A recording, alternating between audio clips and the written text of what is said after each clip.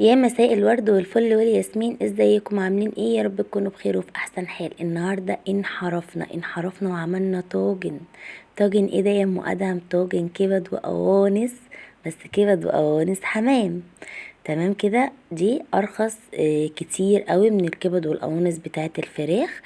هي غليت بس مبقتش زي الاول. بصوا بقى، شايفين شكله وجماله وطعامته؟ روعة روعة روعة. فيديو جميل النهاردة وبسيط، وهنقول برضو ايه، مش هنقول مش مكلف لان دلوقتي مفيش حاجة مش مكلفة، بس حلو وهو ايه على قد الايد شوية. تعالوا بقى هنخش الفيديو بتاعنا ونشوف عملنا ازاي. جبت يا ستي اللهم صل على النبي كيلو كبد وقوانص، القوانص لوحدها والكبد لوحدها، ومعايا كده بتاع نص كيلو بصل وبطاطسيتين كبار وهريسة وتوم وفلفل اخضر. حطيت بقى الطاسه، بصوا شايفين انا وريتكم حطيت زيت قد ايه. حطيت الطاسه على النار وحطيت المج بتاع مش مج، الكوبايه بتاعت القهوه الصغيره دي، حطيتها زيت. تمام. هو بس عشان يعني كده بالنسبه لي انا حاطه زيت كتير، بس عشان الوصفه دي بتحتاج ايه الزيت يكون يعني شويه، ما يبقاش قليل قوي في الطاسه. ابتديت بقى اللي انا انزل الاول بالقوانص بتاعتي بشرايح الليمون كده زي ما هي، ما تشيلهاش. عايزه اقول لكم بتديها طعم وريحه جميله جدا، وانسي بقى اي ريحه زفاره. طبعا احنا غسلينهم ووريتكم قبل كده بتتغسل ازاي بالكبد والقوانص بتاعت الحمام دي، بالليمون والدقيق والملح، وبنقعهم فيها شويه. المهم اتشوحت معايا القوانص، وبعد ما اتشوحت رحت نازله عليها بالكبده برضو بالشرايح الليمون بتاعتها، وبعد كده رحت حاطه عليها ورق لورا، وحطيت قرنفل، وابتديت ان انا اشوح كده. عايزه اقول لكم الريحه كانت جميله جدا جدا، ونزلت بمعلقه الهريسه اللي انا حطيتها دي، هتديها لون حلو قوي قوي. تمام. طبعا الهريسه دي على فكره انا اللي عاملاها في البيت. وابتديت كمان بقى نزلت ايه براس التوم كده اللي انا مقشراها ودقاها، وخلي الشرايح زي ما هي الليمون، ما تشيليهاش، بتدي ريحه حلوه وما تقلقيش، مش ممرره ولا اي حاجه، وبتضيع لك اي ريحه زفاره. تمام. كلفنا بقى النهارده وايه، وجبنا كبد وقوانص.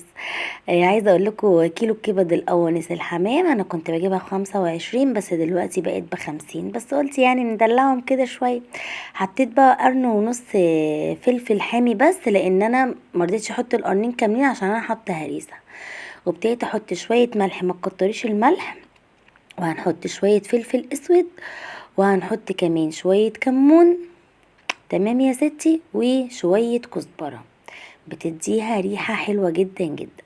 وشوحي بقى وقلبي وايه، وطلعي بقى الريحة كده، الريحة كانت قلبة الدنيا. خلاص. وبعد كده هبتدي بقى بعد ما اشوح كده كل ده مع نفسه، واحط بقى ايه البطل بتاعي في الوصفة دي، بموت فيها القرفة. القرفة دي بتضيع لك اي ريحة زفارة، واي انا بحب احطها عامة على اللحوم قوي. وبعد كده بقى ابتديت ايه اجيب النص كيلو بصل اللي انا مقطعاه ده تمام، وحطيته عليها، وابتديت ان هو ايه بس هياخد تشويحه صغيره، وورقه ماجي معانا تشويحه صغيره، مش هنحمره ولا حاجه، بس طبعا انتي بتخلي الكبد والقوانص الاول بيتشوحوا خالص، ما تحطيش اي حاجه عليهم وهم فيهم ميه.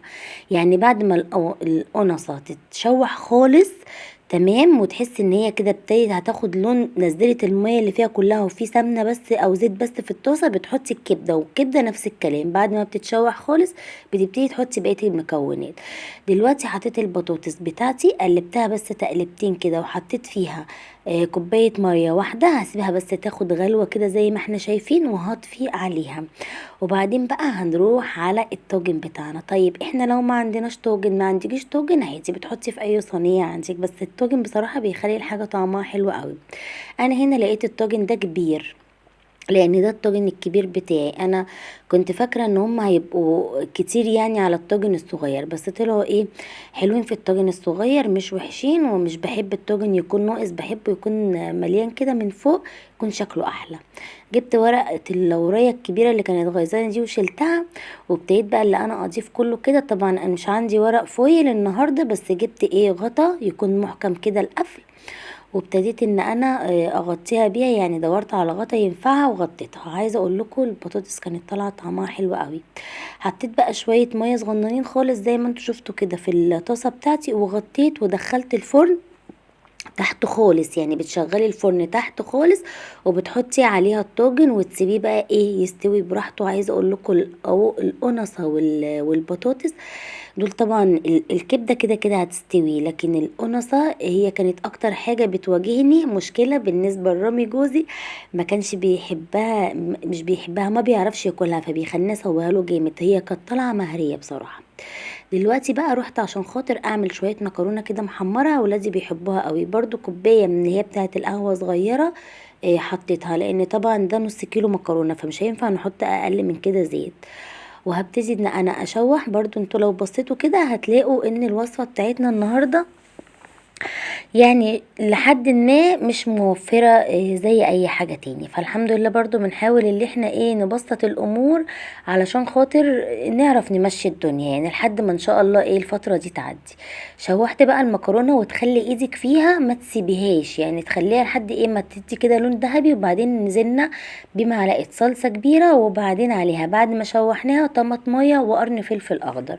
شوحت بقى كده كويس، وهبتدي ان انا احط التوابل بتاعتي، بس طبعا وطي عليها عشان ما تتحرقش. هحط الملح، وهحط ورقتين من الماجي، تمام، وهحط كمان فلفل اسود وكمون. بس هي دي البهارات اللي انا احطها على المكرونه. عايزه اقول لكم ماما طول عمرها كانت بتعمل لنا المكرونه دي، كنا بنحبها جدا، وبرضو ولادي طالعين بيحبوها قوي. تمام، كانت بتقول لنا هعمل لكم مكرونه مكموره.